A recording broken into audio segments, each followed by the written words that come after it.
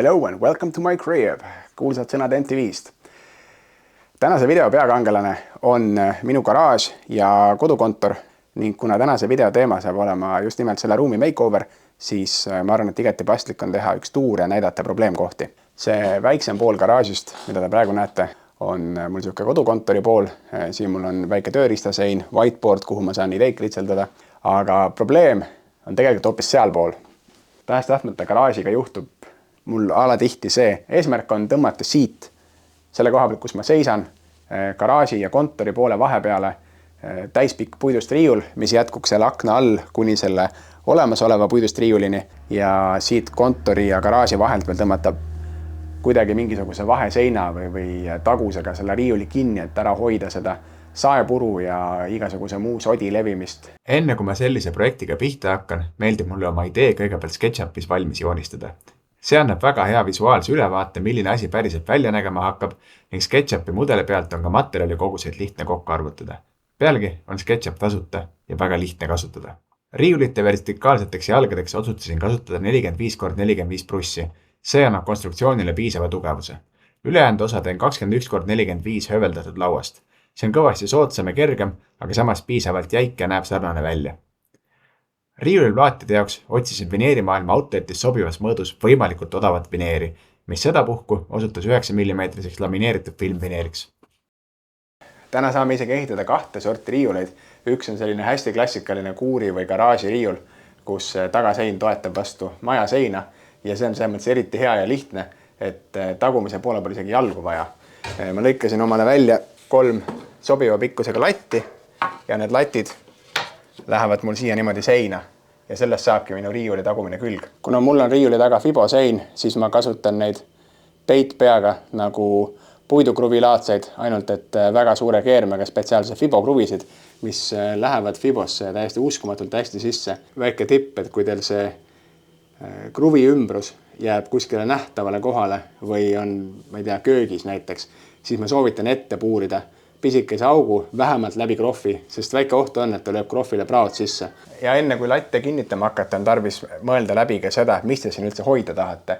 Ma alguses plaanisin seda riiulit jätkata siit selle pinnaga, nagu mul selle vana riiul on, aga siis mulle mahuks näiteks survepesur ja suur tolmuimeja siia riiuli alla põrandale. Nii et ma tõstsin seda alumist nivood nii palju kõrgemale, et ma saan ikkagi need asjad siia mugavalt ära panna. Ja nüüd, kui need latid on seinas, siis tuleb hakata seda riiuliplaatide aluskarkassi siin seina küljes koostama. Variant oleks teha seda ka põrandal, tegelikult need raamid valmis, aga mulle meeldib ehitada just siin seina küljes, sellepärast et need valmis raame on seina külge suht keeruline kinnitada, kui teisel pool tuge ei ole. Ta jääb küll siia ajutiselt rippuma seina külge, aga kuna see materjal on niivõrd kerge, siis sellega mingit probleemi mul ei ole siiamaani kordagi esinenud. Nende vahepulkade kinnitamiseks ma kasutan peidukruve, mida ma olen ka siin vanem mõnes videos kasutanud.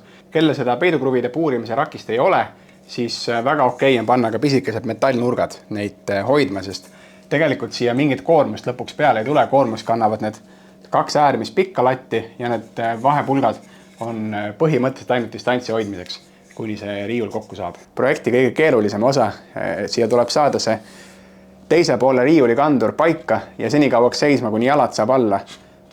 Mulle üldiselt meeldib seda teha niimoodi, et kui mul kedagi appi võtta ei ole, siis ma panen kõigepealt keskmise paika, lasen ta siit ühe kruviga kinni, siis selle ühe kruvi peal seisab see riiuli siinpoolne kandur päris ilusti püsti ja nüüd ma saan rahulikult tegeleda selle otste kinnitamisega. Selle poole otsa, kuna siia jääb natuke rohkem raskust kandma, ma panen seespoolt metallnurgaga. Teisel pool mul tuleb siit veel teine riiul vastu, nii et sellepärast ma üliväga ei muretse, ma panen samamoodi siit otsas kruviga läbi. See on aeg riiulile alla panna need esimesed jalad, mille peale see asi tegelikult toetama hakkab. Kuna mul tuleb siit teine riiul siia minu suunas edasi, siis mul esimene jalg hetkeseisuga tulebki tegelikult see riiuli sügavuse jagu siit nihkesse, mis mul on 435 milli. Ja siin nende jalgade fikseerimiseks töö ajal on jällegi täiesti asendamatu abimees see ühe käe pitskruvi, mis on mul suht, ma ei tea, mulle tundub, et iga projekti juures nagu lemmik tööriist. See kõik nii lihtsaks. Ja kuna see liide nüüd hakkab mul reaalselt raskust kandma, siis ma kinnitan need tagant poolt võimalikult pikkade kruvidega, et siia saada võimalikult suur kandepind. Ja ongi riiuli karkass valmis. Täpselt nii lihtne see tegelikult oligi. Nüüd ei jää üle muud, kui panna siia oma valitud lemmik plaatmaterjal peale. Mina kasutan selleks vineeri, sellest räägime natukese aja pärast. Ja kellel nüüd tekkis küsimus, et kas sellisest õhukesest materjalist ehitatud riiul on tõesti tugev, siis teeme väikse katse. Mul on siin, ma arvan, see on Bauhofist või Bauhausist pärit umbes 100-eurone prekist riiul. Siia peale ma julgeks panna, ma arvan, no ta on selline äkki 30-40 kilo siia keskele. Siis siia ma panin nüüd 70 kilo ja ma arvan, et ma võiks siia 2-3-4 korda nii palju veel panna ja ikka juhtuks mitte midagi. Nii et vastuseks küsimusele, see struktuur on piisavalt tugev. Ma sain just aru, et ma tegin väikse matemaatilise vea. Läks kiirustama, võib-olla ei vaadanud plaani piisavalt. Ehk siis see jalg, mis on siin riiuli nurgas, peaks mul olema tegelikult juba ka selle teise riiuli osa, mis tuleb oluliselt kõrgem tugijalg, aga ta on liiga lühike. Ma pean selle jala ära vahetama ja siis saab jätkata selle teise riiuli osa ehitamisega. Ja kui ma enne ehitasin selle riiuli tagaseina kinni vastu seda majaseina, siis ma sain need asju riputada ja õhus ehitada, siis praegu ma teen ikkagi sellist traditsioonilist lähenemist. Teen need riiulite alusplaadid, vahetükid kõik valmis ja siis riputan korraga siia seina peale.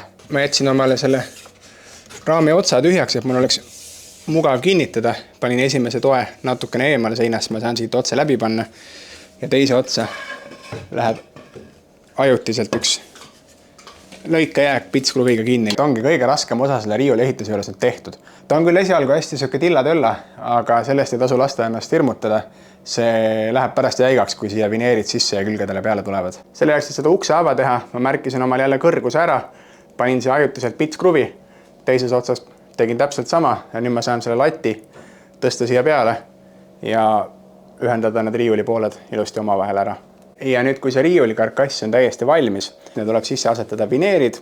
Minul läheb see väga lihtsalt, sest ma tegin oma riiuli sügavuse juba vineeride järgi. Kitsama vineeritahvli mõõtu lõikamiseks kasutame tavaliselt järkamissaagi, sest nii on töö lihtsalt mugavam ja oluliselt kiirem võrreldes näiteks latsaega. Kui aga tahvli laius on suurem kui järkamissaeg kelk lubab, saab lõiget alustada poole pealt ning pärast esimest lõiget tahvlilist ringi pöörata ja lõike lõpuni teha. See 9 vineer on natuke selline lainetav ja ei taha siin riiuli peal väga hästi istuda, aga sellest ei ole midagi, sest pole midagi, mida paar kruvi korda ei tee. Ja ma täiesti juhuslikult avastasin, et pruunid roostevabad terrassikruvid sulanduvad täiesti ideaalselt selle pruuni laminaadi peale. Mind valdas ausalt öeldes päris suur dilemma selle projekti juures, et kuidas ma selle seina siit kontori poole pealt ära viimistlen. Ja ma mõtlesin, et ma proovin teha siia sellise püstistest lippidest väikeste vahedega moodsa vaheseina, mis küljelt vaadates on justkui sein, aga samas otse vaadates paistab ikkagi mingi määral läbi ja loodetavasti annab veidike sellist õhulisust juurde. Ja selle jaoks ma kõigepealt teipisin ära need riiuli postid, mis mul juba paigas olid ning otsisin garaaži kastist välja ühe pooliku purgi musta värvi, ulatasin selle abikaasale ja palusin teda, et äkki sa tahad natuke värvida. Ja kui ma töölt koju jõudsin, siis riiul oligi värvitud. Ma olen selle üle üliõnnelik, sest see värvimine tõesti ei ole minu teema. Nii et nüüd mul ei jäägi muud üle, kui need lipid siia kruvida ja siis juba tulemust vaadata.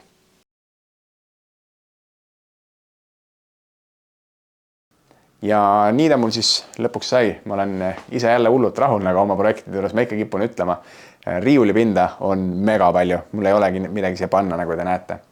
Kogu maksumus circa 1 paagitäis kütust ja ajaliselt kulus äkki 2-3 õhtut.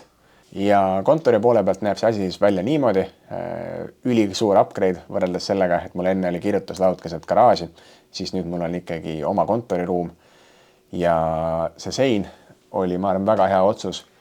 Ma kaalusin siia ka tugevalt, et ma panen vineeri, aga ma arvan, et see, et ta paistab osaliselt läbi, annab kõvasti sellises väikses ruumis seda avarust juurde ja kuna mul ust niikuinii ju ees ei ole ja ei tule ka, siis tegelikult mul mingisugust nagu 100% kaitset tolmu ja kõige muu eest siin nii või naa ei ole ja ma arvan, see ei olegi niivõrd tähtis mu jaoks. Siin on muidugi veel palju nokitseda, enne kõike see, et mul ei ole valgust siin, kuna kõik lambid jäid teisele poole seina, siis hetkel on mul siin nurgas prožektor, mis näitab teile, et ma ikkagi istun siin, ei ole päris kottpime.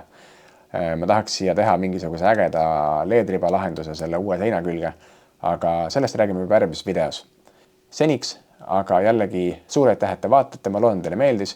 Kui tekkis küsimusi, tahate midagi arutada või lihtsalt mõtteid jagada, siis kirjutage kommentaaridesse ja kohtume juba järgmises videos. Tšau!